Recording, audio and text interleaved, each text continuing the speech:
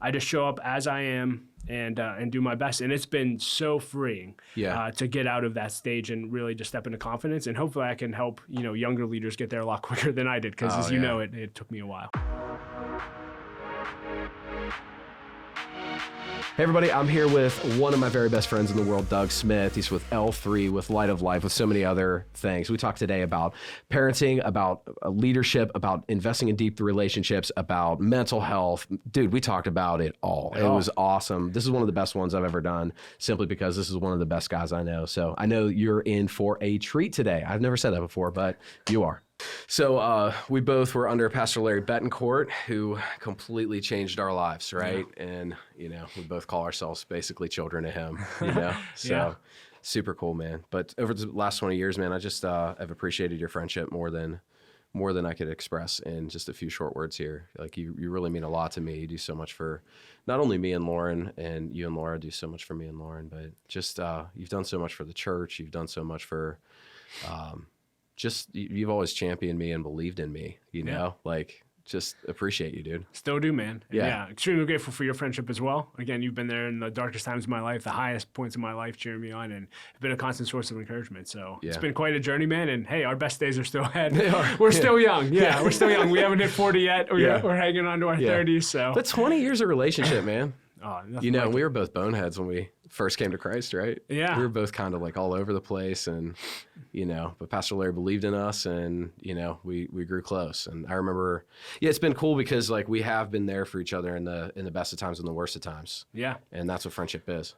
Yeah. I still remember when I met you, the week we were at Jack 2023, I think it was the last day at camp, and we were just laying on the floor, and you're like, hey, man, can I share my story with you? And that was the beginning. And so it's been a lot of fun, man. Got to be in your wedding. Got to see you have kids. We were just talking about this the other day. I still remember being in the backyard of our townhouses in that season. And you telling me Noah was going to be born. Man, it's just been a blast. Yeah. And so, I think that was the first time I ever grilled a steak, too. Did I get to try it? Yeah, I made you steak. I was like, this is like really dry. Like, I had no clue what I was doing. I guess it wasn't memorable. I'm going to make you a steak. And, that's good. That's good. But I'm sure you've grown in your steak. Yeah. Oh, I'm smoking now. I'm doing some fun stuff. Yeah, man. So, dude, you're just for everyone's context, doing L3. Mm-hmm. You're doing Light of Life. I mean, man, there's so much that's going on in your world, and appreciate you taking time today, man. Yeah, honored to be here, man. Yeah. So, what's been going on in your world? What's the Lord been teaching you? Yeah, for me, and you've been along for the whole journey. I feel like over the past 3 years, God's really taken me from a place of being a young, insecure leader, and I'll just pause there. The young leader thing, I know we always joked around all the things that we heard around being a 20-something, and we're not really getting into leadership. But I was at Light of Life. Yeah, I guess it was 3 years ago now, and I didn't get invited to a meeting that was for emerging leaders. And I was like, this is weird. I'm always in those meetings. And I went to our executive director, and I just said, hey, like, why wasn't I in that meeting? He's like, it's 35 and under, man. And my heart's talking. This is a revelation. Like, I am not a young leader anymore. I've made it. I've transitioned. But I would just say, from still that with time, the FOMO though, right? Yeah.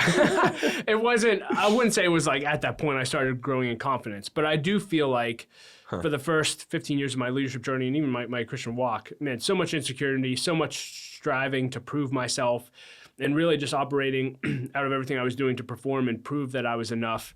And I feel like around 35, 36, God just started showing me the value that I have, and that, man, I don't have to strive. And a lot of that came through a mental breakdown I had, which we can talk about. But coming out of that, I just feel like God's really taken me into a place where I know who I am. I know whose I am, even more importantly. I know how I'm gifted and wired. I know how I add value to the world. I don't need, all the accolades. I don't need all the pats on the back. I'm just very, very confident and very focused on what I believe God's called me to do. And man, that is a huge shift for me. I'm no longer going into meetings or meeting with people and saying like, I feel less than, or I hope in this meeting I can prove that I'm a great leader to everyone. I just show up as I am and do my best. And it's been so freeing to get out of that stage and really just step into confidence. And hopefully I can help, younger leaders get there a lot quicker than I did. Because as you know, it took me a while. What's the root of that? What's the root of the lack of confidence in your life, maybe in the common life? Yeah, I mean, you know my story. So I grew up a really heavy kid, so there's insecurities about body image. Never did well in school. I think I had a 1.6 GPA when I graduated. Was never. What was that attributed to? What? Why didn't you do well in school? Because you're really smart. I didn't try. I Yeah. mean, how many books a year do you read? Oh, I have no idea. Yeah, Probably 20 to 40. Yeah, 20 to A 40. lot of podcasts. Yeah, it's interesting, but I think for me, and I've learned this from you actually, when we were in youth ministry, you have kids that'll act out or maybe aren't living up to their potential, and we see the potential, but they may not. And it's people like you, Pastor Larry Betancourt, my high school principal, my father-in-law, Mike Stidell. Those were the first seeds of hope that were planted in me that maybe I am smart. Maybe I do have leadership abilities. Maybe I can grow and develop. And I never received that as a young person. And so when I started getting around all of those things, I basically in middle school determined that I would never amount to anything. And my dad's a bus driver, and there's nothing wrong with being a bus driver. But I just thought, hey, I don't have to try in school to be a bus driver, so I'll just party, live it up, and jump into that world afterwards. And but when I started getting those seeds of hope in me, it's like, oh my gosh, I can actually do something. That's when everything changed. And then, in my senior year of high school, gave my life to Christ after my mom died. And really getting around people, like I mentioned, Larry, my father-in-law, et cetera, that's what really helped turn my life around and help me to focus on my potential. And I think so many people listening to this that struggle with insecurity, man, they just need to be told who they are and what they're capable of, and that they do have hope for a future and they can do great things. And I think our culture and our world is desperately crying for that. Yeah. I feel like discipleship is rejecting the lie, locating the lie, rejecting the lie, replacing it with truth. And that's what a lot of therapists, counselors also do. For me, I remember the lack of confidence started to come in when I had an authority figure tell me that I was stupid and I wouldn't amount to anything. And, did that happen to you at all? Oh, yeah. Somebody? Yeah. I remember my ninth grade teacher. I can't remember exactly, he would always tell us, like, you're going to work at a gas station. Oh, you're same thing, sixth grade, yeah. It's so funny. It's like, looking back, I'm like, Said this, wow. who is this guy's boss? Let me go talk to them. Right. But, like, who are you to, like, say that to a kid? And literally, I mean, you think about the ceiling that creates in kids' lives. They believe it. You believe it. It's because, again, you think these people know what they're talking about. Yes. Yeah. Yeah. I remember that was the day that I stopped trying. Wow. I'm like, well, if I'm stupid like he says I am, why would I even try? Yeah. So when did the light bulb turn for you? That's a great question. I don't think it ever. I think I pretended that it did. I'm speaking like just kind of from, without processing it. Yeah. I think I pretended like it did, but I always carried that root of insecurity with me. And there was a moment that we were going through the land deal, and I was meeting with an attorney, and I felt like this need to continually over-prepare, right? So I prepared these legal documents. Why would I prepare legal documents when I'm paying an attorney, right? to prepare legal documents for? He's like, who did this? And I said, I did. And he's like, what? He's like, you're really smart. Wow. And I was like, oh, because Lauren would tell me I was smart. Yeah. But I'm like, you have to tell me that. You're my wife. True. You know what I mean? Yeah. I'm like, you just have to say that, Yeah, but that's so good, man. Like, I remember you telling me, I forget what study this was, but like the number one way kids in situations that they shouldn't be in, the only way that they really get out is if someone else shows them another way. Different way, yeah. I mean, that's always impacted me because the reality is the only reason I got out was I gave my life to Christ, and I had 3 or 4 leaders show me in a different way. You're talking about discipleship. Like, I think, and especially if people are more mature listening to this, the opportunity you have to show people another way. I think people grossly underestimate their opportunities to do this. If they have kids, you have kids coming to your house every day who probably need you to speak into their life and speak good over them. They may not be getting that at home. Your workplace. I mean, literally look around, and I promise you there's a need that you can help meet and help deal with this insecurity epidemic that we're facing in our world. Yeah. But dude, man, I love that.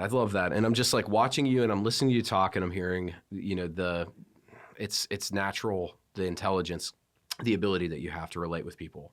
And that's one of the more genius things I think that you have is your ability to relate with people. I cannot picture you as a kid, somebody not liking you. Yeah. Was that always the case? People love you? Yeah, I would say. I mean, you're lovable, man. Yes. Like, you really are. Yeah. Again, just back to the confidence, like I do feel like God's always given me the ability to relate with all people. So I've always been able to connect with people younger than me, same age as me, older than me, which was great. But you could be good with people and have no purpose and be going in the wrong direction and have no one tell you that. This is going to the friend example, but I had all the friends in the world in high school. And, when I first started walking with God, the most difficult thing I ever did was walk away from my old friends. And it happened because we have a mutual friend, but I was having a party in my house with all my high school friends. They were all getting drunk and high. My house was a party house because my mom wasn't there. My dad always was working. And this kid from church wanted to come over, and I had him over, and I told my friends, I'm like, hey, when this kid comes over, I'm church Doug. I don't do anything, but as soon as he leaves, it's on. We'll party. Well, he came over, saw my friends doing what they were doing, literally grabbed me by the shirt, pulled me into another room, slapped me in the face physically, and said, what are you doing? And I said, what do you mean, what am I doing? And he said, what are you doing? And I said, well, those are just my friends. He goes, I know what you're doing. I know the lifestyle you're living. And he knew I was interning at the church. And he said, you have 3 days to tell Pastor Larry. And if you don't, I will. And I wanted to kill this kid because I all of a sudden, we were talking back about those seeds of hope that were planted in me. For the first time in my life at 18 years old, I felt like there may have been another way of life, that I didn't have to keep going down the path. I was on my way to being an alcoholic. I was on my way to being an addict, all these different things, and not doing anything with my life. And all of a sudden I started hanging around the church and Pastor Larry, and I'm like, maybe I can do something with my life. And I thought all that was going to be over. And, when you want to talk about the power of an encouraging word, I cried for 3 days. So afraid, because I knew I had to have a conversation with Pastor Larry, who was overseeing the internship. Yeah. And what I was anticipating was for him to look at me and say, get out. You're done. Yeah. Sorry. And I went in. I couldn't even look him in the eye. I still remember the conversation. I'm looking down. I'm crying my eyes out, telling him what I had been doing. And I looked up and expected him, pointing his finger at me. And he had, of course, Larry. He had a huge smile on his face. He wasn't surprised. He knew. And he said, Bubba, which is my nickname, he said, Doug, I love you, and I believe in you. And the Bible says that a righteous man falls down 7 times but gets back up again. Get back up again. But then he qualified. And he said, but I can't continue to let you lead and live the lifestyle that you're living. So what are you going to do? And that was, I think... What a great conversation. Oh, well, I guess I'll just take it here. It's grace and truth. Grace and truth. You want to talk about people being loved. Like, I think for people to change, we talk about this in our mastermind groups. We want everyone to be fully known, fully loved, and fully challenged. In that moment, what does that mean? Fully known. I was able, because I knew Larry loved me, to actually confess a lifestyle I've been living that I wasn't proud of. I was able to be fully known in that, even though it wasn't something I was proud of. Then fully loved. Man, he didn't condemn me. He had a huge smile on his face, and he basically just said, it's going to be okay. But then fully challenged. He didn't let me stay where I was, and I think this is where, being good with people is great, but you need people who are going to fully challenge you in your life. Yeah. And he said, I can't let you lead like this. What are you going to do? And that led me to walking away from all my friends, having conversations. Oh, and by the way, talk about fully loved, known, loved, and challenged. Going back to that kid that slapped me in the face and grabbed me, I had a conversation with him, and he said, Doug, let me tell you something about friends. He said, friends love you the way that you are, but real friends love you enough not to let you stay where you are. Yeah. And that's when I realized that, you could have all the friends in the world, but if they're not challenging you to be better, they can love you and know you, right? All my friends that weren't walking with God knew me, loved me, even though I was on my way to being an alcoholic, doing nothing with my life, etc. And I had one person that I had a good relationship with that loved me enough to literally, physically in this case, slap me in the face. And so, we can talk more about relational skills, but when I think about it, it's great to be loved by all, but you need, we talked about this, we need deep friendships in our lives with people who will fully know us, fully love us, and fully challenge us. And you can be as great as you are with people, but if you don't have that, you're never going to develop to your potential. Yeah. So where did you get your emotional intelligence then?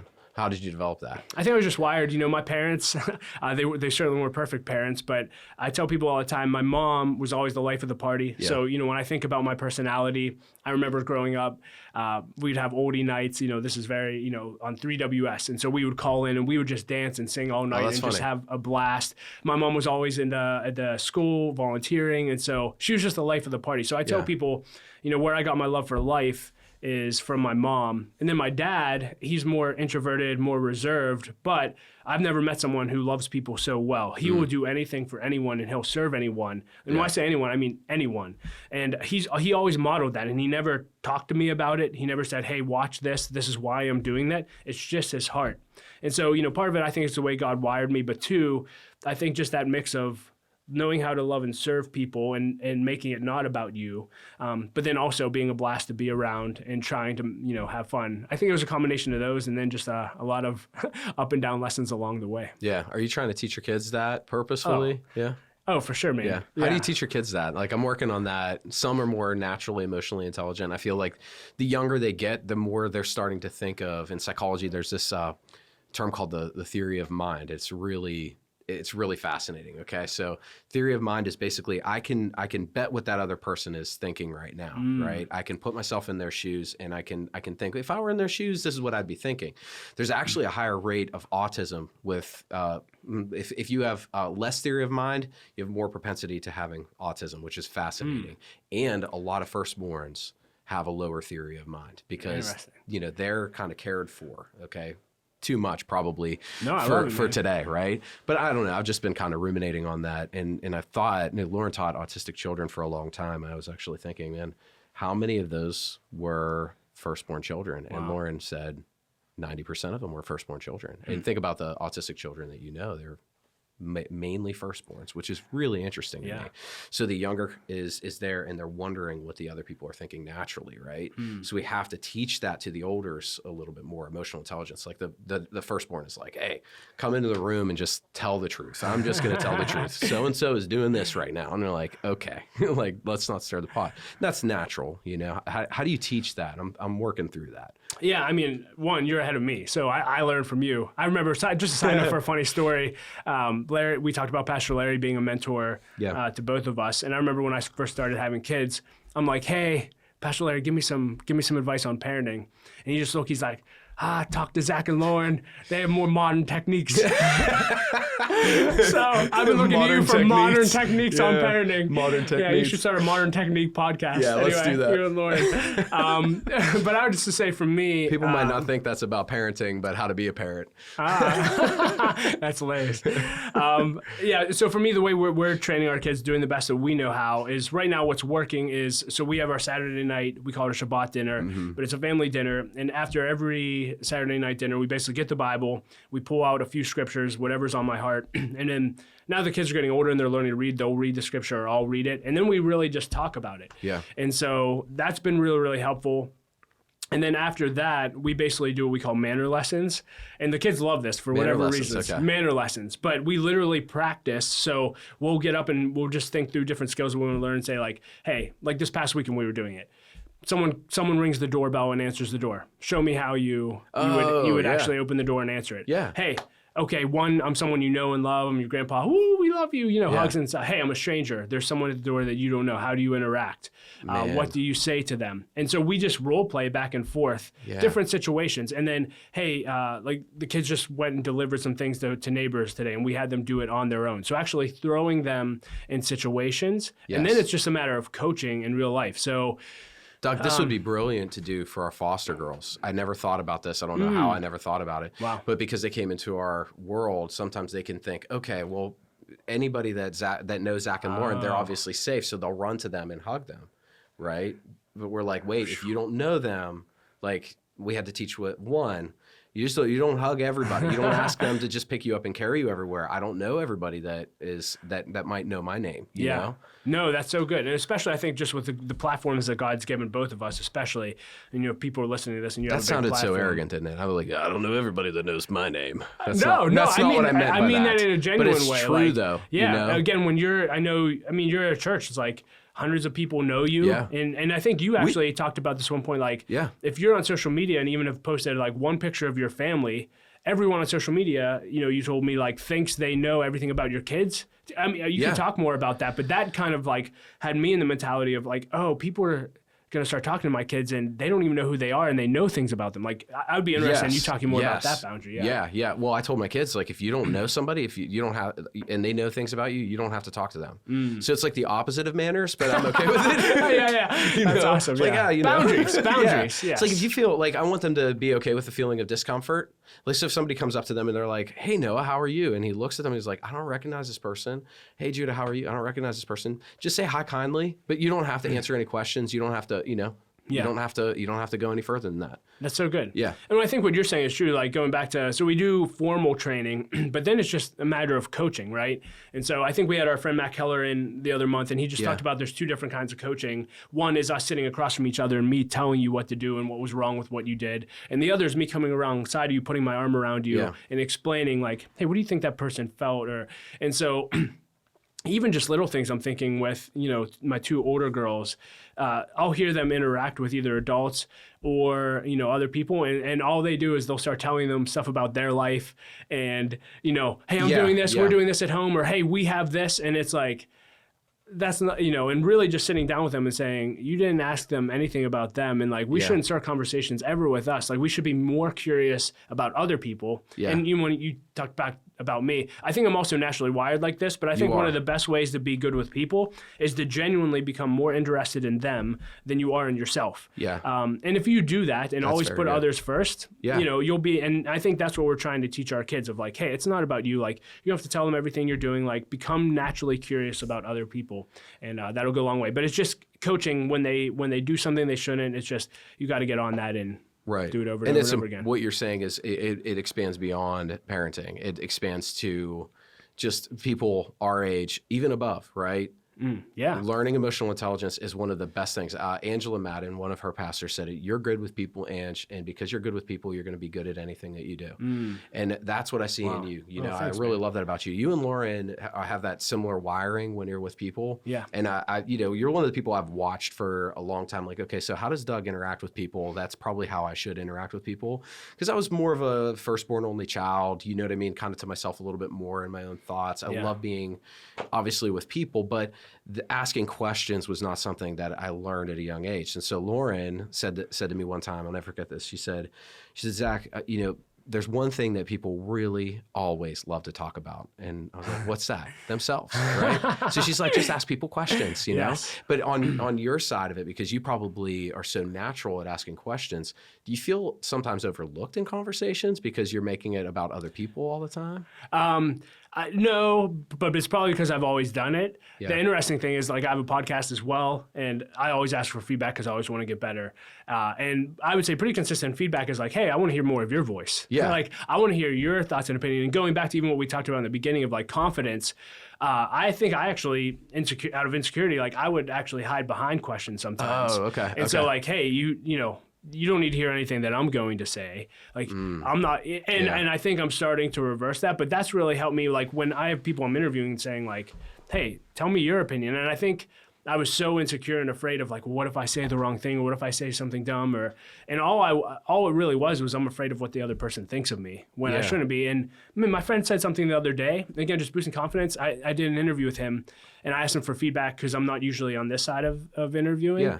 And he said, Doug, you don't have to apologize for like your voice or anything you say. He's like, I hope you know that pretty much everything you say is going to be awesome.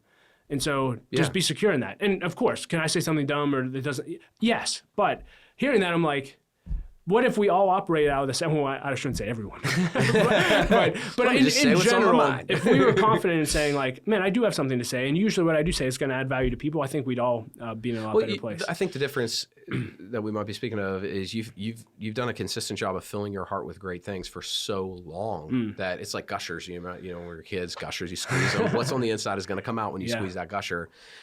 Times of pressure reveal you're going to lead well in times of pressure.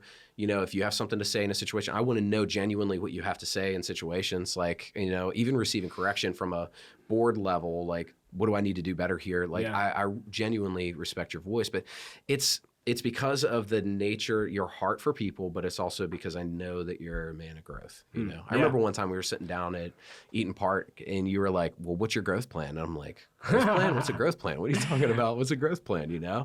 And so you did EOS with your family just recently for your family. Before we move into that, and we can, I do want to ask you a question, because you talked about how, you wouldn't have said that your natural strength of yours would have been being good with people, and that you need to grow. Like, I remember those conversations early on in our relationship. And one, I just want to celebrate you, like, to see, I don't think people have any idea, like, to see where you were in 2005 interacting with people. And correct me if I'm wrong, but I think I remember you saying like, man, if I preach a message, like, you would immediately jet like into your office because you were afraid, not afraid, but maybe didn't want to talk to people. And to see how far you've come, and actually, sometimes you forget about that, man. Yeah. Well, you got me in the feels there. I forgot about that. Oh, well, it's been beautiful. I remember that now. Yeah. Well, and it's interesting, man. Like, and again, I don't know how familiar people are with the predictive index, but people can look at personalities like me or Lauren and be like, wow, they must be so good with people. And I would say we are to a point, but people like you are actually more wired introverted people are more wired to actually be better at relationships because this sounds bad, but you'll actually take the time to listen and go deep with people, where more my personality, like I just want to high five everyone, build influence. Now, if I have you one-on-one, great. But a compliment that I've heard about you over and over again is, man, I've never met someone like Zack who makes me feel like when I'm sitting across from him, I'm the only person in the world. Oh, that means the world to me. Oh, man, I've heard this at least 10 to 20 times probably in the last 2 years about you specifically. So to remember you in the running to your office days to now, people are saying Zack's probably the best relational leader I know. Oh. I mean, teach me. Like and I guess for the audience, like how have you talked about learning how to ask questions, but how else do you feel like you've grown in that ability, and like what have you learned about being great with people? Because clearly, it's been exponential growth. I was overwhelmed by the amount of people in a room, right? And touching and remembering everybody's name. And so I err on the side of going to the one and being with them. You called that out perfectly. Sometimes I'll have regret. I'm like, oh man, I didn't even say hi to anybody else. I just talked to so-and-so this week at church, and we talked before church and we talked after church, and I didn't even get to say hi to really anybody else, and investing in that, I just want. But Lauren did. Lauren touched and talked to everybody. You're right. Yeah, you're right. So that's covered anyway. Yeah. And Lauren's dad, Lauren's father, my father-in-law, yes. They're just, so sweet. So, there was a moment where I realized one of the deepest pains that I had revolved around friendship. And I wanted to just be a good friend. And the Lord began to really deal with my heart specifically about, just how important people are and how important relationships are in specific. And so I just fell in love with the individual, and fell out of love with the crowd, so to speak. Yeah. Just all about the person. I don't know. It's just a hard thing. And Lauren taught me how to be, a little bit better. Our wives dignify us in certain areas. 10,000%. Yeah.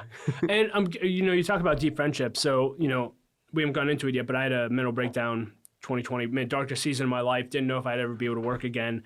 And so who did I reach out to? I reached out to what I consider like my deepest, closest friends, which would be you, Pastor Larry, a few other people. And literally connected with you all individually, separately, but you all basically said the same thing to me, given my personality. And you said, Doug, you've been neglecting deep friendship for a long time. And I was kind of like, at first I was like, really? Because my personality, I'm like, I have tons of friendships. Like, I don't feel like community is a lack in my life. Mm-hmm.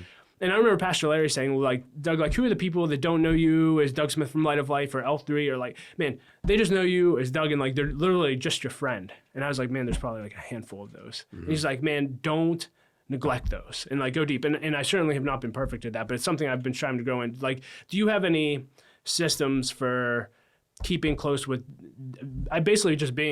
keeping and investing in deep friendship? Because I think you're really good at this. The way that I kind of frame it is in every season, you're going to have 3 to 5 really close friends, and then you invest in those relationships, right? And everyone else, like you can connect with, but there's 3 to 5. You have to have that 3 to 5. If I counsel somebody, I'm like, you got to have a brother, you got to have a pastor, and you have to have a counselor during this time, if it's a really difficult time. But like a brother, and I'm talking about, not a physical brother, but a friend that sticks closer than a brother, you know? Yeah.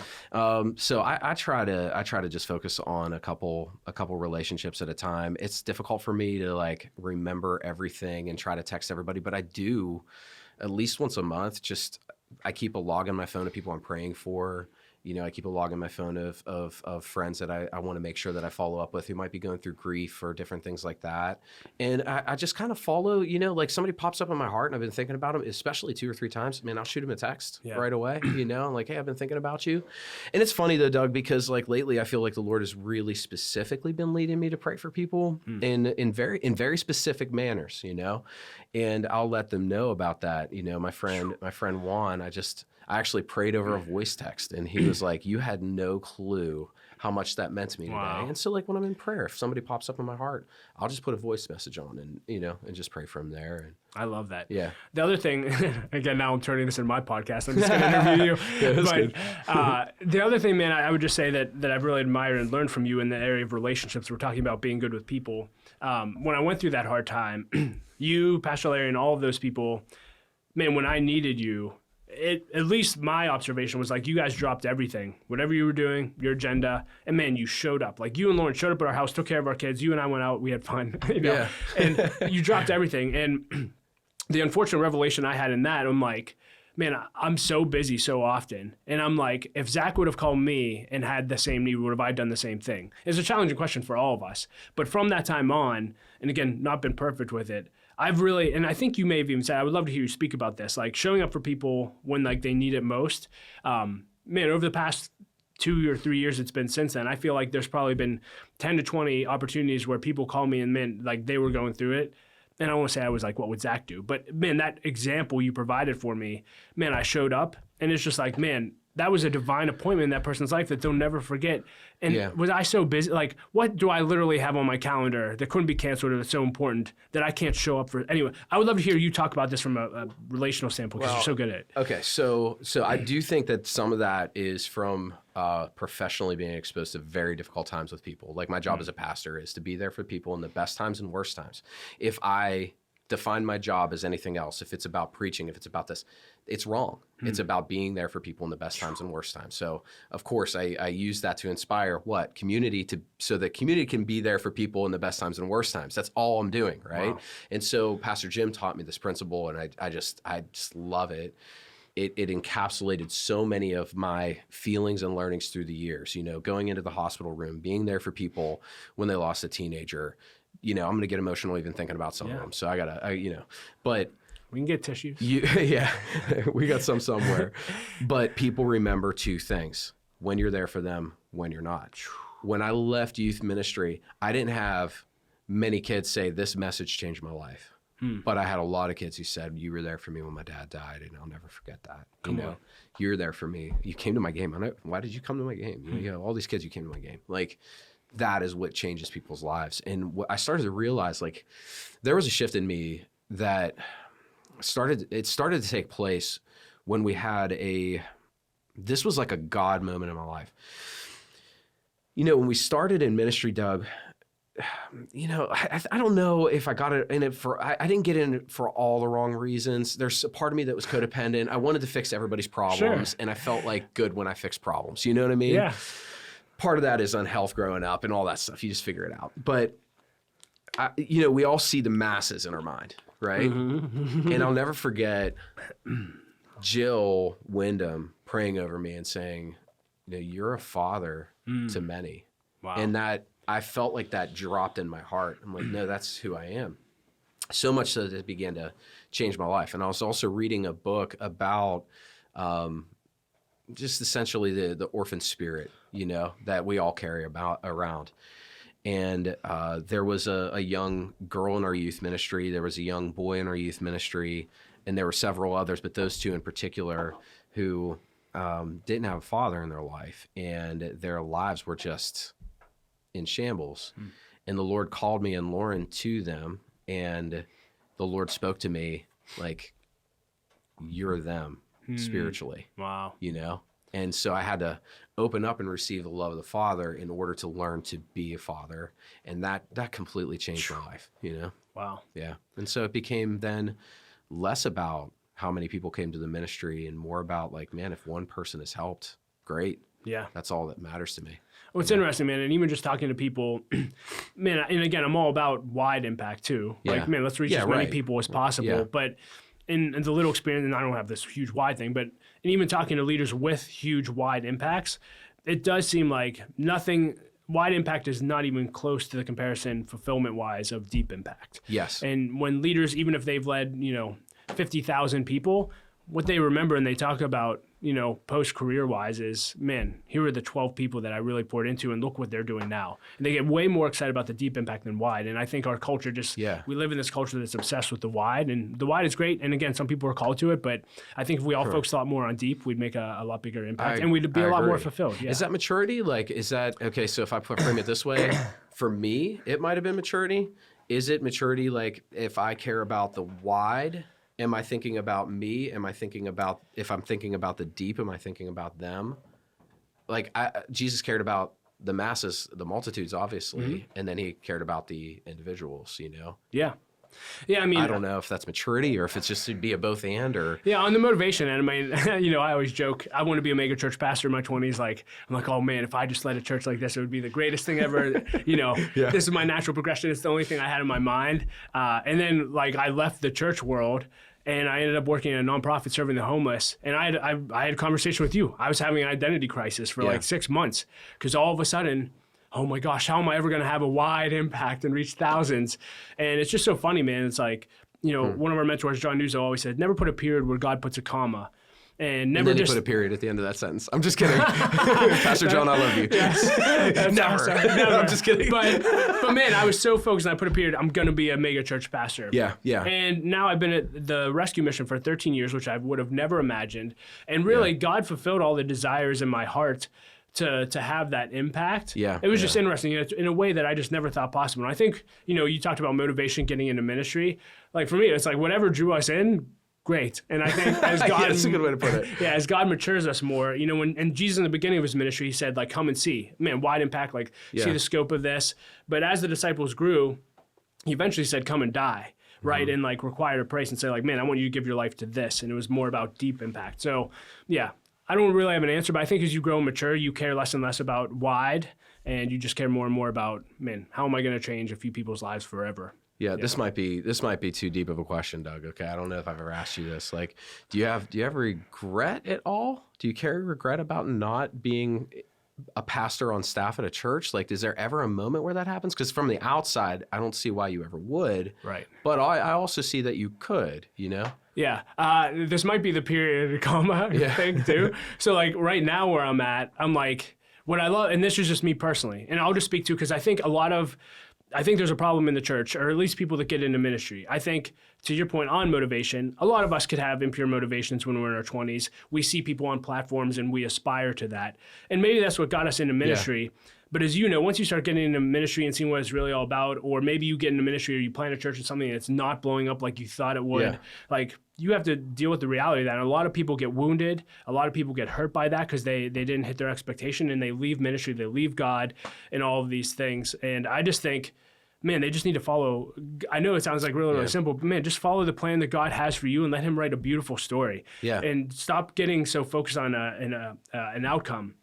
So I think for me, as I moved into nonprofit world right now, like the way I'm wired, we talk about a wide impact. I think all I really wanted, and when I wanted to be a mega church pastor, was to help people. And the way I'm wired, I'm more of a kingdom person, like big picture, like want to see what's going on. And the interesting thing is at Light of Life, we're connected to 300 churches in the Pittsburgh area. And I feel like daily I get an eagle eye view of what God is doing in the body of Christ in every church. Yeah. And for me, like that is so beautiful. And so I tell people now, like, man, if God wants me to be a pastor at a church or lead a church, like I would have to like hear from him directly. Yeah. Like the way, but I never think like, well, I say, that's why I said the period thing. I'm like, I wonder if I do close myself off sometimes because I'm so fulfilled in the season I am in. Yeah. But I would just say there's no regret. Like I just have come really comfortable with where God has brought me to and really happy with the story he's written me versus the story and narrative that I wanted for myself. Yeah. Yeah. No, I totally get what you're saying. Like there's a scripture where Paul says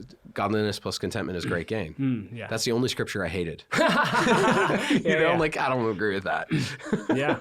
Contentment. How could I ever be content? Like just more, but like, man, there's a fulfillment that comes when we can actually be present, both there and present when we're here right now, where we are. We love where we are. We're waiting direction for the next season, whatever that looks like. If it's stay. If it's go here, go. Yeah. Whatever God does. Yeah. And I would say, cool. Like, I'm still super driven. Like, the contentment thing, like, I'm always wanting more, which I guess I have to guard myself for. So, and I think that's good. I would just say on the contentment, though, I have a piece of my heart with where I am. That's exactly what it is. And if I never get to the more that I see, I'm okay with that. Like, I remember... That's the best way to put it I've ever heard. Okay. I'm not even joking. Yeah. Like, I'm thinking about it because Paul said... he worked harder than all of his brothers. So he wasn't lazy by any means. Nevertheless, not I, but the grace of God in me. So he worked hard along with the grace of God. And so contentment doesn't mean laziness. And I think that I might have, but contentment is I'm I'm good no matter what. Yeah. No matter the outcome. And like my job is like, I quote John Maxwell all the time. Like his definition of success, I think, is just so beautiful. Success in life is knowing my purpose in life. What did God call me to do? It's growing to my maximum potential. Hey, we have a part to play. You said Paul worked as hard as he could. Like we should do and work as hard as we can to do what God's called us to do, and work as though it depends on us, but pray as though it depends on God. Then the last one is just sow seeds to benefit others. Like just make a difference in the lives of others. And I remember a mentor telling me once, he said, Doug, well, actually, John Maxwell told him this. He said, Doug, if God wants to make you a name, let him do that. Man, that was life-changing. If God wants you to have a mega church, let him do that. If God wants you to have a wide impact, let him do that. Yeah, do it. Be faithful with what he puts in your hand. That's your only job. Be faithful, be faithful, be faithful. And another story that really helped me, and I might butcher this, but J.R. Tolkien, he's the guy who wrote Lord of the Rings. He wrote an essay about a tree. I'm not going to remember this. Tim Keller shares this story. But it was about a painter, and he was trying to paint this painting of a beautiful tree his whole life. And he ended up dying, and the tree was only half finished. And when he died, he went to heaven. And when he went to heaven, the first thing he saw was a completed picture of the tree. And I think for me, it was just, hey, our ultimate completion is in Christ. And I don't think we have any idea of the impact we're actually making and how God is using us. And I think when we try to define how God's using us and measure it, we just miss out on the beautiful thing that God's created that one day we're going to see when we get to heaven and hear, well done, my good and faithful servant. Yeah, yeah. So J.R. Tolkien? Yeah, J.R. Tolkien. What was that called? Something with a tree. This Something is where with a tree. Okay. I'm gonna Google my that. details. Just Tim Keller, it's okay. Tolkien, tree. You should find it. It's That's beautiful. hilarious. Yeah. Yeah. Did you read a lot of Timothy Keller?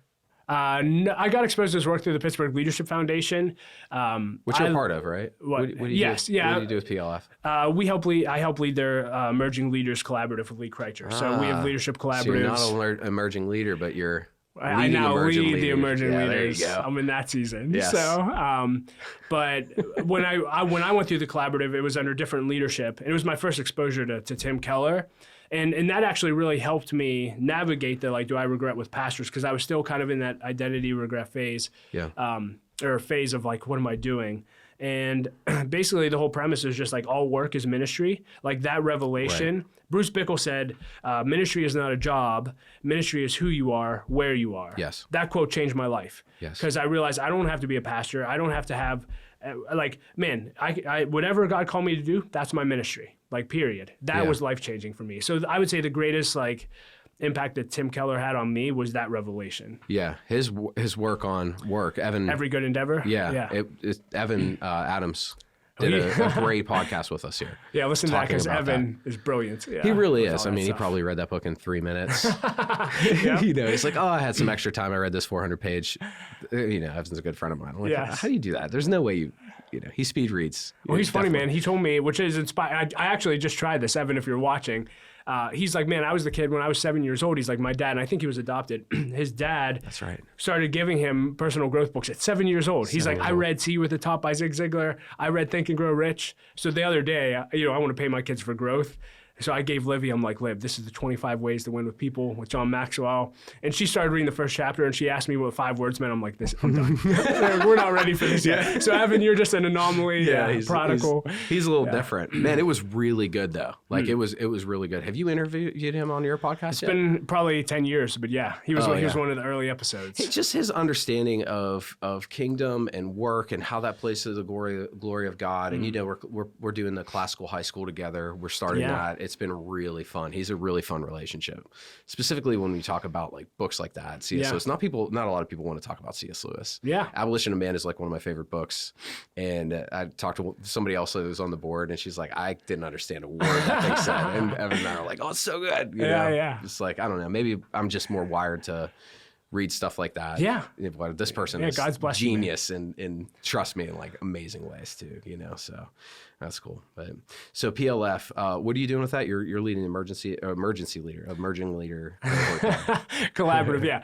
They have collaboratives for senior leaders and for emerging leaders. So, okay. And so then you're also with L3, you lead the Pastormind group, we call it, right? How many guys do we have in that group? I always say 15. 12 or 13, Yeah. It was, maybe 15. It might be going up, whatever. But with that, you're doing a lot of work with leaders here in Pittsburgh. What are you noticing? What are the trends that you're starting to see? I would just say that the thing I'm most excited about with L3 is our Pastormind group. So, and again, man, for me... You have two Pastormind groups?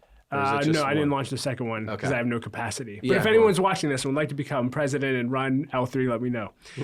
Seriously.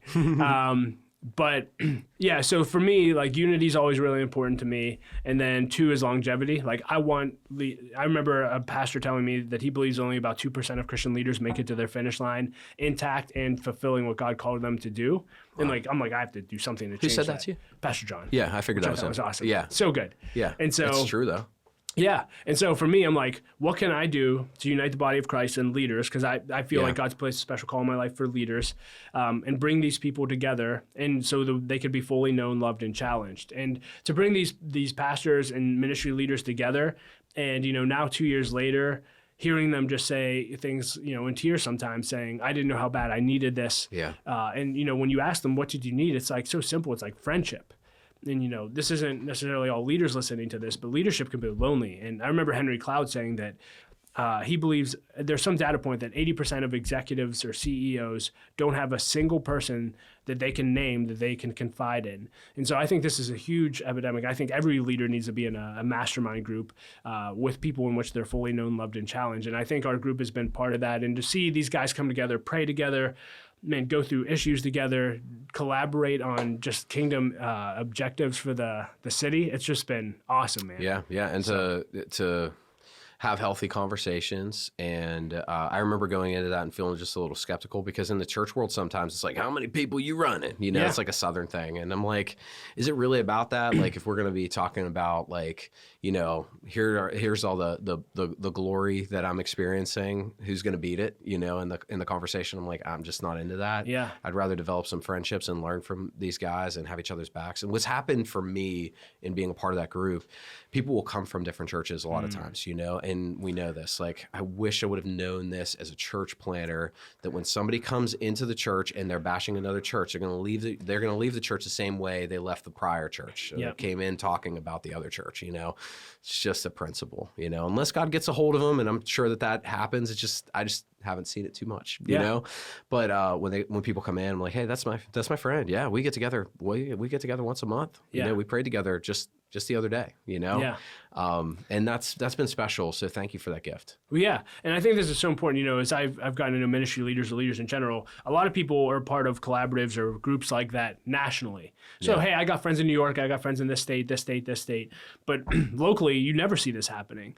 And so again, I think that's the whole point. It's like people have preconceived notions. People think they're judging each other. They hear things from different people. But I'm like, when's the last time you had coffee together? And so again, the unity part. And if you're a pastor listening to this or watching this, I really encourage you, if you want to talk, like, I would need someone to lead it, but like you need a group like this that can hold you accountable. And so everyone needs to be, agree with that.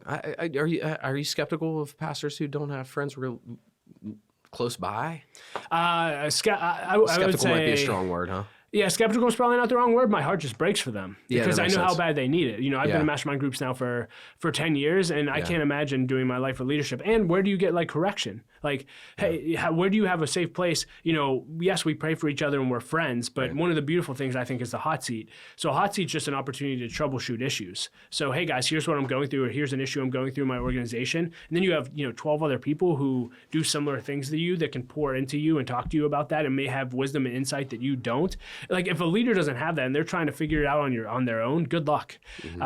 And again, the friendship piece, like leadership it's is been so tough. beneficial. I think from understanding the backgrounds of each of the guys, everybody has a completely different background. One person grew up in Baltimore. Yeah. Another person was all over the place. Like, am I really going to be in ministry? And then all of a sudden takes over a church and is just unbelievable, doing a great job. Another person is just, I just respect everybody, but everybody has different backgrounds. So when we approach a situation, they're speaking to it from their perspective and background, where you and I had some very specific training in our background. So we might approach something the same way, with Pastor Larry and Pastor John being our spiritual fathers, Yeah. It's been really fun. Yeah, having different perspectives is huge. I remember when I came to Light of Life, we're very diverse as an organization. And I remember I would just say stuff out loud that for me was, ABC's common sense. And people would be like, what are you talking about? and like they would start to challenge me, pull You me can't in a give room. an example of that? No. but basically what I want to express to people is, do you have people around you that think differently to you, completely different? Like one of my old boss, I affectionately, by the time we ended working together, I called her the other side. And literally it was a joke, but it was serious. Like no matter what I believed, she like believed the exact opposite. Oh, wow. And so like if I ever needed to know like, hey, here's my belief or like thought on this, like what's the opposite side of this? Man, I had someone, and you look at our culture today, it's crazy. Everyone just only talks to people who talk like them, think like them, look like, et cetera. It's like, man, when is the last time you were in a room with people different than you that can challenge your positions and actually help you grow in intellect and in every other area of your life? Because even if you don't end up agreeing, you're going to be better for the conversation. Was it hard for you to receive correction? No. It wasn't. Okay. no, Were you yearning for it as a younger leader, or what? Yeah, it's funny. Well, this is one criticism of me from one person, but I think it's funny, so I share it. But he said, like, he's like, you're probably the only person on the planet that I could say this to, but like, you're too teachable. Like, I'm like, yeah. I mean, literally in every one-on-one I have, in every meeting that I have, every podcast that I do, after this conversation, I'm going to say, what's something that makes me better? But my view on that, one, I would rather lean on the teachable side than not teachable. I can tell you that. But imagine if you asked that, like Laura and I have our weekly family team meeting every week. Hey, what are 3 things that you saw in me as a spouse that I did well with, that you love, specific? And then what's one thing that annoyed you that I could do better? Imagine getting 1% better in your marriage every single week. Imagine being able to grow in your profession every week. And if you don't ask for it, 2 things, like if you want feedback and be teachable, if you don't ask for it, I'd say 90% of the time you'll never receive it. Yeah. You'll have blind spots, and then you'll be blindsided when people actually come to you with feedback, because it's come to a point where you're in trouble. Yeah. And then 2, how do you react when people give you feedback? Like all you should basically say, even if you don't fully agree or take all of it, is thank you. Mm-hmm. That's it. Thank you. And then take it home, chew on it, and say, okay. The Bible school, Dr. Phil Richards always say, have enough sense as a cow, eat the sticks. Or eat the hay, spit the sticks. Mm-hmm. So, okay, hey, what do I need to approve or apply? But if you do that every day and in every area of your life, like we talk about part of your purpose being growing to your maximum potential, I don't know a much better way to get there. Yeah, so I'm going to press on you personally. Press on you personally. Mm-hmm. So like if somebody comes with a correction and they have no relationship with you, does that bother you? No. That doesn't bother you at all? No. Okay. I mean, like I guess it depends on what it is. Okay. And I certainly take that into account. I heard different. You just said that so quick. No, it doesn't bother me.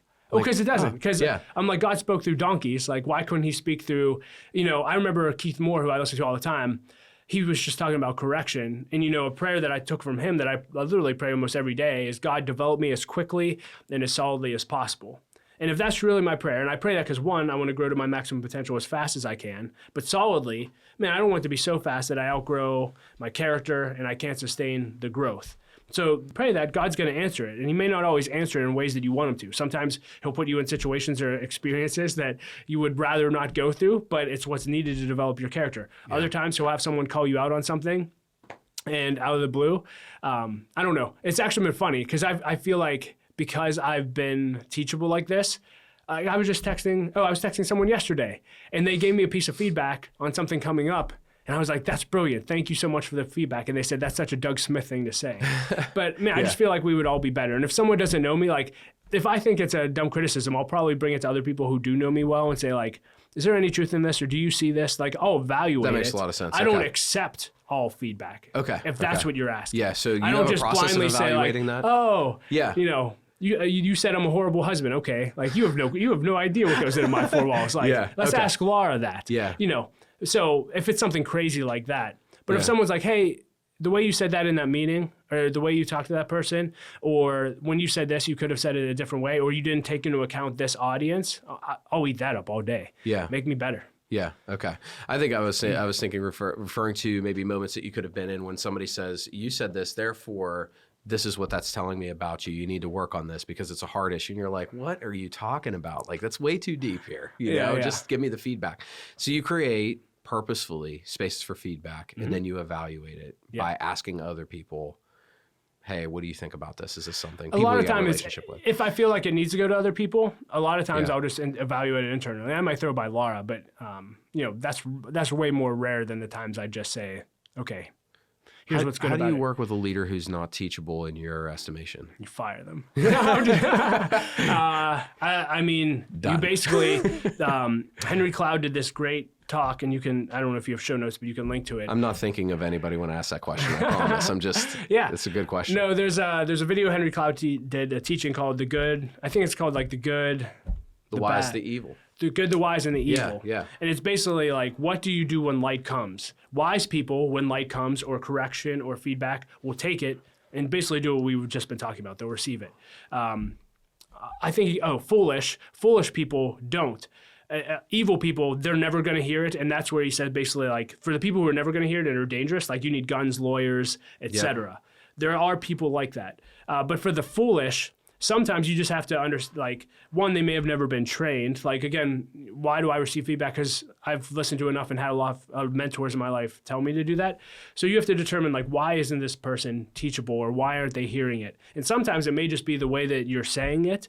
A question that Henry asks in that is saying, hey, what do I need to do or how do I need to communicate to you in a way that you actually, like, hear this? And they may say, you could ask that question straight up. Yeah. That's great. Just ask it. And they may say, well, like, the way you said that, or, you know, when you're going, you know, and it could be you, to be honest. Yeah. They may not be receiving it because you're not good at giving it. Yeah. And so do they know you care for them? Do they know you love them? Because, I would say that I'm rare in that case that I don't care about that as much. Yes. But most people won't listen to you if they don't feel cared for and loved, et cetera. Wow. So, okay, so I'm just going to apply that, Yeah. real quick to things that I've been noticing lately. I do a lot of marriage counseling, and the concerns, like the concern can be viewed as criticism from the other, you know? And so we've been teaching people, like, say, hey, this is a concern that I have. It's not a criticism. Because what I've noticed is if somebody grows up with a critical parent, you know, somebody who's just always looking at, you know, you're never good enough. You did this wrong. You did this wrong. You look at the 5 things you did wrong instead of the one big thing they did right.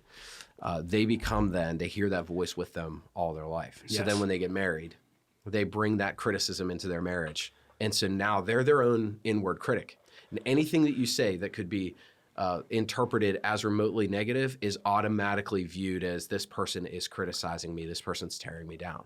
Yeah. So I've been in times with people where a husband has raised a concern, but I could see it in the wife's eyes, or vice versa. The wife has raised a concern, I see it in the husband's eyes, where he's taking it as a straight up criticism, but all she's saying is, I love you and I see more in you. Or all he's saying is, I love you and I see more in you, you know? Yeah. And that, man, that's fantastic. Asking the question, how can I say this in a way that you can hear? Yeah. Well, brilliant. And in that situation, another one that's really helpful that we use at Light of Life all the time in having hard conversations is if we're having a conversation right now, if we're having conflict or we have an issue with each other, basically it's like, hey, Zach, here's my thoughts on this or whatever. Can you repeat back to me what you heard me say? Yes. Before you respond? Shoot, yeah. One, you're going to make sure that they actually listen to you. But oftentimes, like, to your point, like, you may have think you communicated, like, hey, I just need you to grow in this area. And they could be like, well, I'm a terrible husband. I'm a terrible father. I'm terrible at my job. And you can, and at that point, that's when you can correct and ask that question of, like, how can I say this in a way? Like, I didn't mean that at all. You're a great husband. You're great. Like, and then a great question, like, in most conversations is, what do you want? Like, what do you want for you? What do you want for the other person? And what do you want for other parties involved? If you can both get on the same page about that and listen to each other and do that back and forth, and then they respond and you say, hey, what I heard you say was boom, boom, boom, boom. You'll have much better conversations and you'll come to much better solutions much quicker. Yeah. And if you make that a habit, you'll be set for life. That approach saved me big time. You helped me in a situation approach a person that I needed to confront in a healthy way. And you were there as a mediator. And when I said something, I said it wrong because I was nervous and I didn't want them to misinterpret. And it was like, I was so nervous. I didn't want them to misinterpret. The way that I said it came out completely wrong. And you're like, hey, what did you hear here? And it was the exact opposite of what I said. And I was like, no, that's not what I meant. No, this is what I meant. Mm-hmm. That's brilliant. It's absolutely brilliant. Well, and to your point, and again, I guess we're on hard conversations now, but yeah, if conversations aren't going well, bring in a third party. Like, bring someone in who is good at facilitating those things and just hash it out. And then once you see their example or learn how to have them, then you're set to have them on your own. Yeah. And so are there ever a time where you're just like, okay, I'm not going to have a tough conversation with this person because they are evil? How do you tell that? Oh, I haven't had to deal with a ton of evil people. You might be. I was going to say, why don't you answer that, Zach? Man. Hey, I ask a question that I have to answer. There was an individual that I wanted to tell. I wanted to tell to this person's face that they were demon possessed, and Ben said, "No, you're not gonna don't do that." That's awesome. So you have to have, Yes. Lauren as well. I was like, they were like, "What are you gonna say?" I'm like, "I'm gonna tell them they're demon possessed." That's what I'm gonna tell them. What did you hear Zach say? Oh man. So yeah. But yeah, I would say if they're evil, don't even have a conversation, right? It's Well, like, when it comes to garden culture within the church, and that was the context of that conversation, this is, Mark Eppert said, when I see division, I call it what it is. It's demonic, Wow. and so That's when we good. see that, we have to protect that. I was very hard on this scripture as well. Like, it took me a while to learn this, but when you have a divisive person, you warn them once, and then after that have nothing to do with them. And I was like, no way. Like, I want to give people a chance, but they made their choice to be divisive. Wow. And that root of division is gonna bite you. You got to deal with the littles, or the littles eventually become big. Yeah. And if they continue that divisive behavior, you have to deal with it. And so there's various ways of doing so, and I think each different way each different scenario might necessitate a different approach. Yeah. But, Well, and that's with evil people, but that's probably the majority of people's not their norm. The norm is probably just gossip. Man, you have an issue with someone. Yeah. And again, the reason I've been able to get skilled at this is I basically had a coworker that I didn't get along with, and I tried to get that person fired, and it blew up in my face. And I was passive aggressive. I gossiped all the time. I let all the gossip come to me. Yeah. And basically, I was forced, without going into the whole story, I was forced to have a hard conversation with them. First time I ever had to have one in my life. Took an hour to get through, but from that moment on, I made the commitment: I'm never going to gossip again. Wow. In my perfect no. Right. But I'm never going to gossip again. If anyone comes to me, I will do what my mentor did to me and say, take out your phone right now, call Zach and say, Zach, I have to have a conversation with you. And you as a leader in your organization, you have to nip that in the butt. Like Dave Ramsey, I haven't been this extreme, but he has the no gossip rule. Like, you get caught gossiping twice, you're fired. Yeah. Like, there's something to that when it comes to maintaining a healthy culture. You really, really have to keep an eye on this and train people. Matthew 18 just said, if you have a problem with someone, go to them and have a conversation. If that doesn't work, bring someone in. Like, we should be way more skilled than we are as individuals at having hard conversations. Yeah. And sometimes it feels justifiable. If you see somebody who's taking advantage of somebody, and you're like, oh my goodness, I can't believe people don't see this. Or, a situation like that. I remember there was a situation that was popping up, and it's when you have a relational staff, when you love each other and you're doing life together, it's easy to let things fly as a leader. Yeah. And I remember the Lord dealing with my heart, like, hey, pray for this. Like, this is a family member who's gone off the deep end. Don't talk about this person, but pray for them. Wow. And I had to apologize to the staff, and I didn't say anything that was like, earth-shattering bad. I just I laughed, and I'm like, this is crazy, like normal conversation. Yep.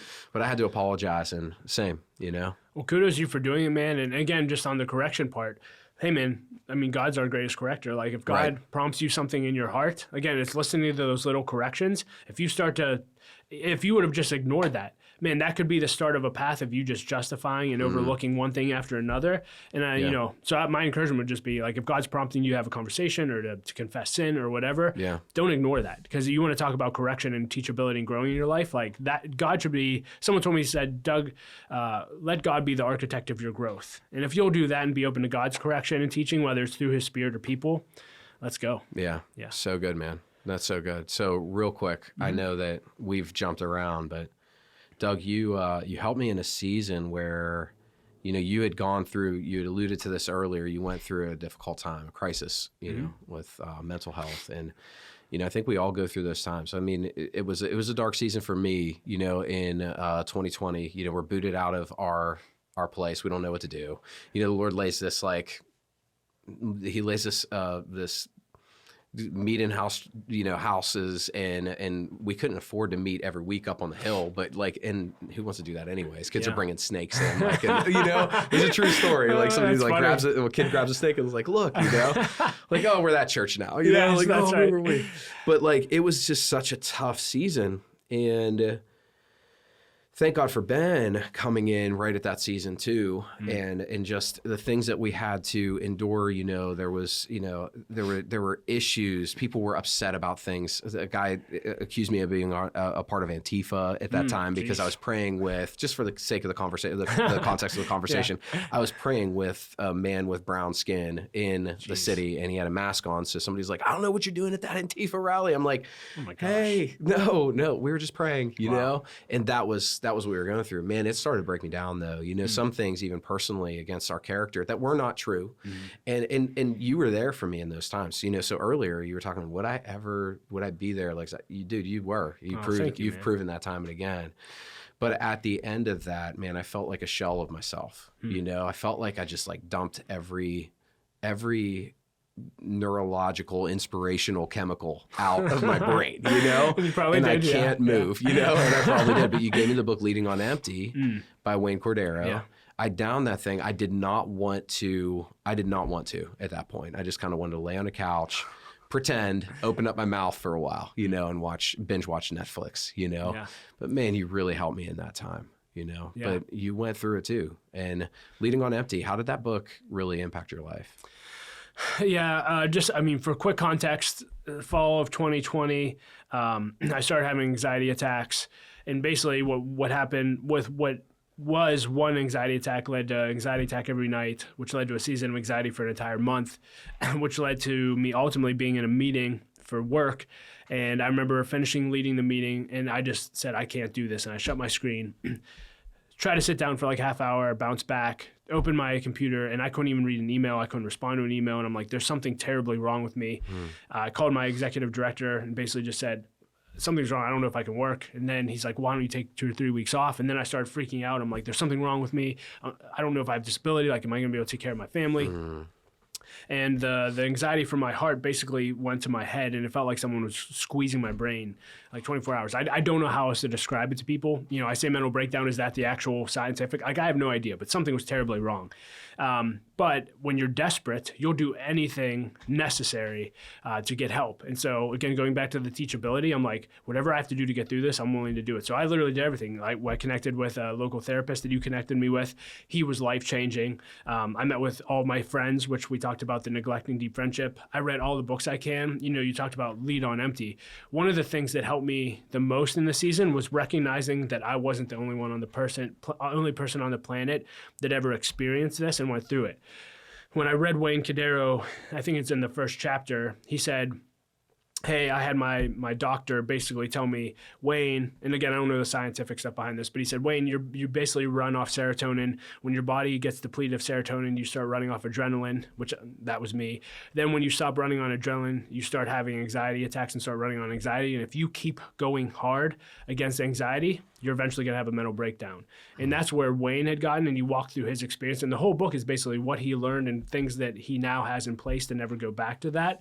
So it was him. I remember reading I think it's Brian Johnson. Brian Johnson, When God Becomes Real. It's one of the best books, I feel like, from a spiritual perspective toward anxiety. Yeah. It's like, here's another spiritual giant that went through this. Louis Giglio had a 3-month season where he couldn't get off the couch. And he said, if you would have told me I would ever be, he's like, when I tell you I didn't get off the couch, like, I did not leave my house for 3 months. He said, if you would have told me that I would ever preach again, I would have told you literally that I had a better chance of riding a bicycle on Jupiter. Like, literally how he felt.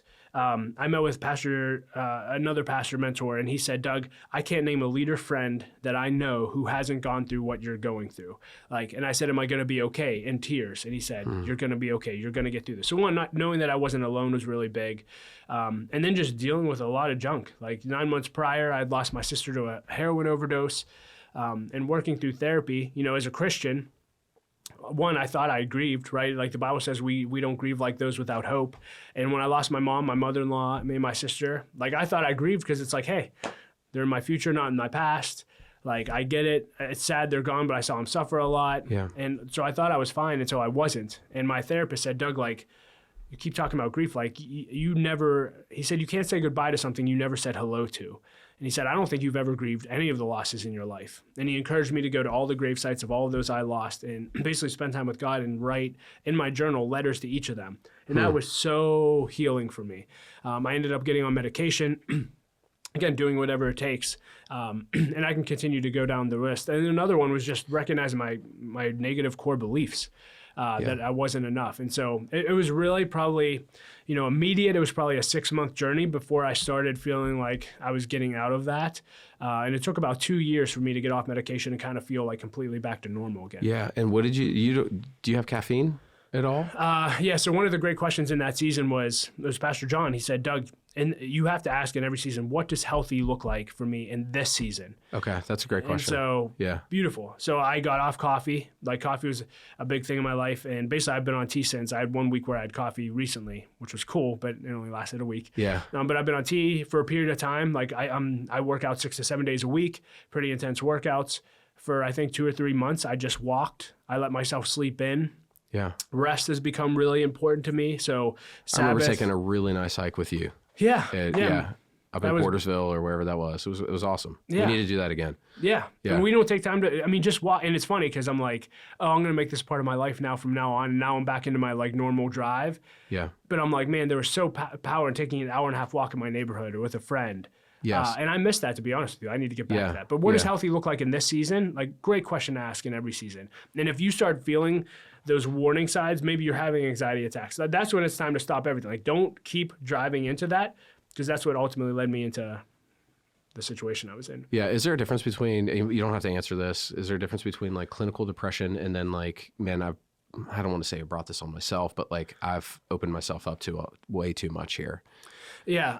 Because people ask me about this, like I know other people have experienced, like I didn't have depression through this. So like I still. It was anxiety. Yeah. It was a physical anxiety in my heart. And when I say like it physically went to my brain, I never was suicidal of like, oh, I can't live. Like, but there were times where I'm like, whatever is physically going on in my body, I don't know if I can live like this forever. Like I don't. And that's where like my number one question, I'm really vulnerable, but like for like 3 or 4 months, I remember asking you like, am I going to be okay? Is this ever, and I didn't know. Yeah. Am I ever going to get on the other side of this? But again, the encouragement of friends and people of saying like, yes, you will. That was crucial. So I remember you asking me that, and I just like from the outside, I remember thinking, yeah, man, you're going to be totally fine. And even asking you got a lot of scans in your body, right? You got everything checked and everything. You're in tip top shape, But like, did that help at all, or? Yes, because your mind goes crazy of like, what could this be? Yeah. So I got MRIs on my brain. Basically any test that I could do, I'm like, maybe I have cancer. Anyway, there's one story I won't share.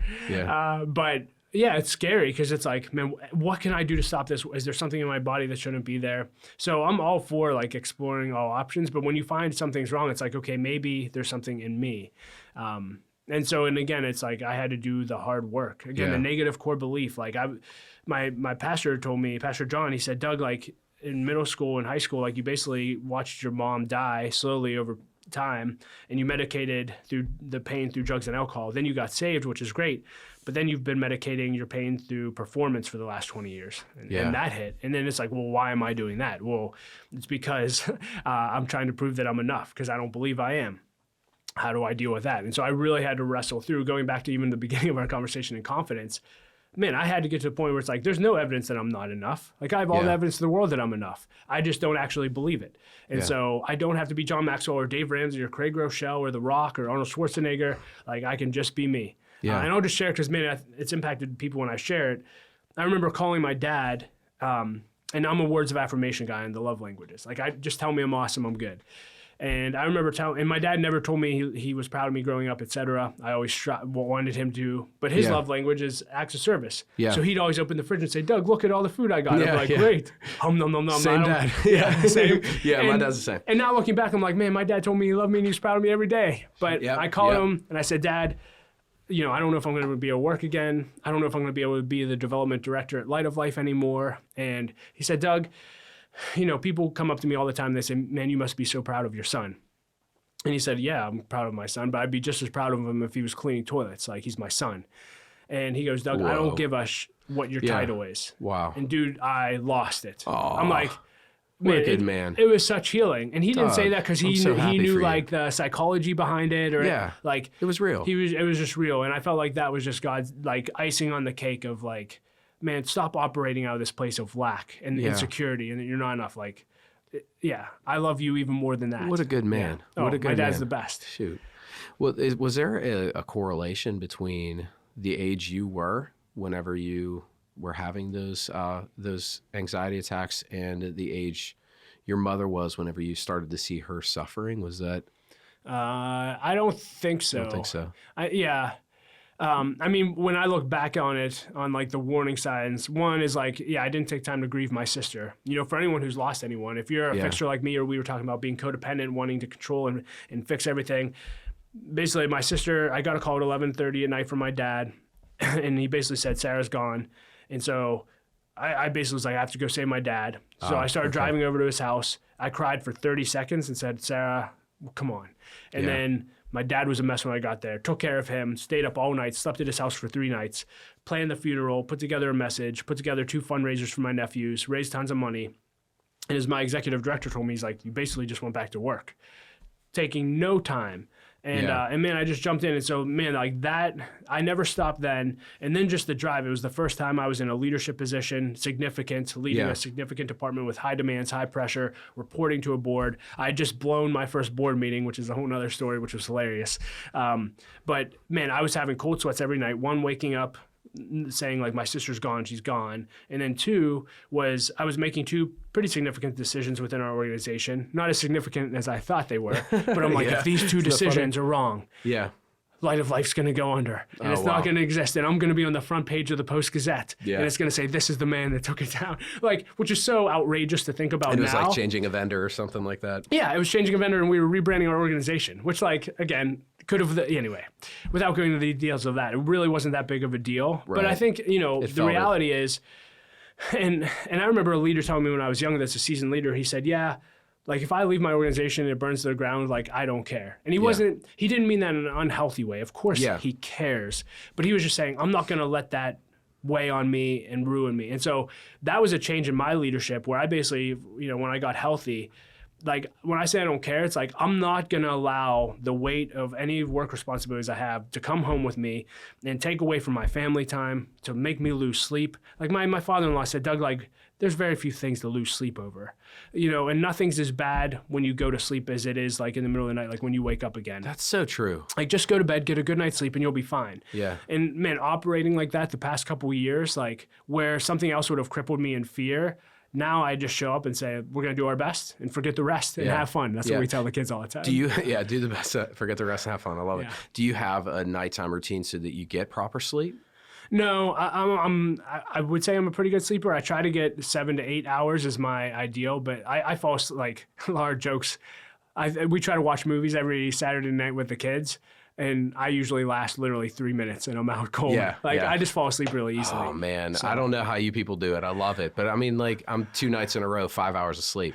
I get so tired about 7 or 8 o'clock at night. I'm like, oh, I'm going to sleep good tonight. And then, like, go to bed, can't sleep. Just hello, everybody. You know, that's crazy. Yeah, and you've experimented and tried a bunch of stuff. Like, it works for a season. Caffeine, it works for a season. You know, like if I was taking magnesium 3 and 8 with apigenin and L-theanine, and man, that put me out. It was great, and I'd wake up the next day not groggy. You know, because it's not a sedative. Like a Benadryl or a NyQuil or something like that. So I would do that, and it's all natural. It's just amino acids and protein, or magnesium and amino acids. So I was like, no, this is good. This is healthy. It worked for like 2 months, you know. And then I'm like, hey, you know. So then I upped my vitamin D as well on top of that, and I slept for another good 2 months, and now I'm back to the pattern of 5 hours of sleep, and that's it. We were also foster parents, and the kids had a very hard time, you know, and so that started to interrupt the circadian rhythm a little bit, you know. That's frustrating. It's just a season, Yeah. You know, they're getting so much better as they feel safe and they feel, you know, cared for, and they also learn they can pull blanket up over top of their, you know, over top of their shoulders. They don't need to scream for us to get that, you know. But hey, it's an honor, you know. It's an honor to do that for them, and, you guys are doing and to teach them. Here's how you do it, baby. You know, they're like, okay, gotta go back to bed now. But man, that's Doug. I really appreciate your friendship. You are you mean so much to so many people. Oh, thanks, man. Yeah, I'm just really happy for where you are in life. I'm proud of you. I'm happy for you in so many ways. Thank you, man. Right back at you. Any last words before we cut her off? No, this was a great conversation, man. We covered, I think, everything. Just, again, grateful for your friendship. This was super fun. I mean, just given the history, going back to relationships. So invest in deep relationships. Let's just leave with that. This is the outcome of deep relationships. Being fully known, fully loved, fully challenged, and lots of laughs and fun memories that a lot of times we can't share on. Yes, dude, that was a blast. So thanks so much for being with us today. Honor, man. You did great. Table talks. Yes.